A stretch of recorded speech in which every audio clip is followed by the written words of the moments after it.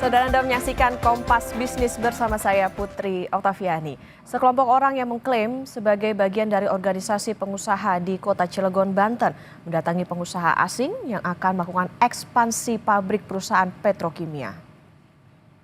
Tanpa ada lelang, porsinya harus jelas tanpa ada lelang. 5 triliun untuk Kadin, 3 triliun untuk Kadin tanpa ada lelang.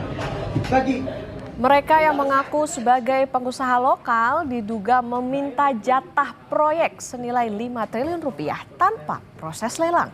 Sekelompok orang ini pun meminta agar dilibatkan dalam pembangunan proyek strategis nasional itu. Menanggapi hal tersebut, Kapolres Cilegon telah melakukan mediasi dengan melakukan pertemuan antara kedua pihak yang dijembatani oleh polisi. Kita mediasi, sudah kita lakukan pertemuan, hanya miskomunikasi saja antar pengusaha asing dan pengusaha lokal di Kota Cilegon. Sudah kita mediasi dan kita ultimatum, tidak ada pengancaman, kemudian tidak ada intimidasi. Apabila ada, kita tindak tegas. Alhamdulillah kemarin berjalan dengan lancar mediasinya dan kedua belah pihak juga bersepakat tidak adanya ancaman maupun premanisme seperti itu.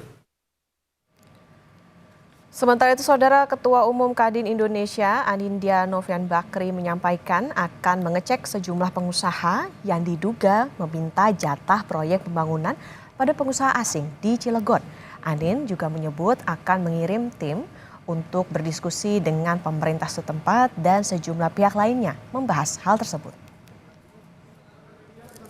Hari Rabu ya, itu Kadin bersama Gubernur Banten atau yang diutus bersama BKPM dan juga penegak hukum akan melihat. Jadi kalau ada hal-hal seperti itu lebih ke arah oknum dan itu levelnya kan kabupaten kota, sehingga kita akan bekerjasama dengan provinsi dan Kadin Indonesia juga mengerahkan WKUK hukum dan organisasi untuk benar-benar kita menindaklanjuti dan menyikapi secara bijak dan cepat.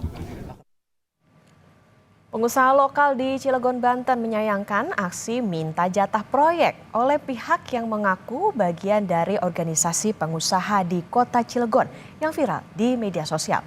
Hal ini dikhawatirkan bisa menimbulkan persepsi bahwa pengusaha di Cilegon melakukan aksi premanisme. Selain itu, aksi ini juga berpotensi mengganggu iklim investasi di Banten. Perhatikan, tapi jangan sampai ada menuntut hak yang berlebihan gitu kan, itu yang sebetulnya sehingga akhirnya menimbulkan persepsi seolah-olah bahwa pengusaha Cilegon itu menyatakan dirinya tidak beda jauh dengan premanisme gitu kan. Saya tidak mau seperti itu, bahwa posisi sebagai pengusaha harus kita jaga marwahnya.